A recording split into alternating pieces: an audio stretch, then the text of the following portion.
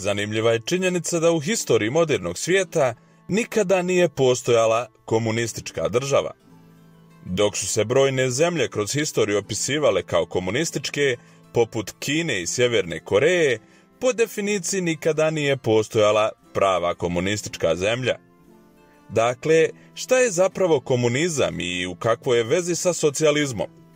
Možda je lakše objasniti šta to komunizam i socijalizam imaju zajedničko. Obje ideologije potiču iz želje da se ograniči eksploatacija radnika i smanji ili eliminira uticaj ekonomskih klasa u društvu. Postoje desetine varijacija i na komunizam i na socijalizam, zasnovane na različitim načinima na koje se te ideologije provode u različitim zemljama. Postoje staljinizam, lenjinizam, trockizam, maoizam i drugi, ali to su u suštini sve verzije marksizma. Karl Marx je bio ekonomista i filozof koji je, među ostalim temeljnim knjigama o komunizmu, bio koautor komunističkog manifesta. Ukratko, njegova teorija je bila usredsređena na ideju da je Evropa prešla iz centralizovanih monarhija u kvazidemokratske kapitalističke ekonomije. Radnike su iskorištavali oni koji su posjedovali sredstva za proizvodnju. Dakle, ako ste radili u fabrici ili na farmi kao što su mnogi u to vrijeme, onaj ko je vlasnik fabrike ili farme dobija mnogo više od radnika nego što ulaže. Ovo stvara inherentnu nejednakost, dajući vlasnicima koje je Marks nazivao buržoazijom moć nad radnicima zvanim proletarijat. U marksizmu, da bi se popravila ova nejednakost, društvo se mora pomjeriti prema modelu gdje proletarijat drži moć, kolektivnom kontrolom nad sredstvima za proizvodnju. Tu na scenu stupaju socijalizam i komunizam.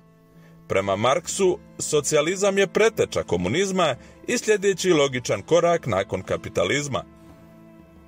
U socijalizmu, za razliku od drugih oblika vlasti gdje privatne kompanije imaju vlasništvo, demokratska država kontroliše sredstva za proizvodnju.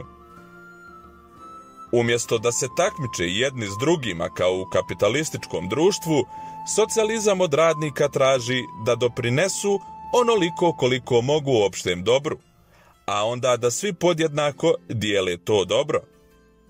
Varijacije ove ideje već su popularne u kapitalističkim društvima u obliku univerzalne zdravstvene zaštite ili socijalnih usluga, kao što su vatrogasne službe i škole, koje se finansiraju iz poreza. Korištenje ovih usluga je nejednako, ali su svi podjednako odgovorni da im doprinesu na osnovu svojih mogućnosti ili nivoa prihoda. To je socijalizam. Ali kada država kontroliše sva sredstva za proizvodnju, sljedeći korak je potpuno kolektivno vlasništvo. Ne samo proizvodnje, već i svih aspekata društva i ekonomije, uključujući privatnu imovinu. Namjera ukidanja privatne svojine je društvo bez klase, bez novca i državljanstva, u kojem svi rade na istom kolektivnom cilju, da budu zdravi, sretni i slobodni. Svako čini ono što može da doprinese, a zauzvrat uzima samo ono što mu je potrebno. Kao što smo već rekli, pravih komunističkih država nema i nikada ih nije bilo. Svaka takozvana komunistička zemlja je zapravo socijalistička zemlja, u kojoj država do određene mjere kontroliše zapošljavanje i ekonomiju. Čak se i Savez zemalja, koji se smatrao istočnim blokom i nazivan isključivo komunističkim, zvao Savez sovjetskih socijalističkih republika. Ukratko, socijalizam i komunizam nisu sasvim različiti. Umjesto toga, većina ekonomskih škola smatra da je socijalizam preteča komunizma, kada se država dovede u poziciju da ima dovoljno kontrole nad društvom i ekonomijom.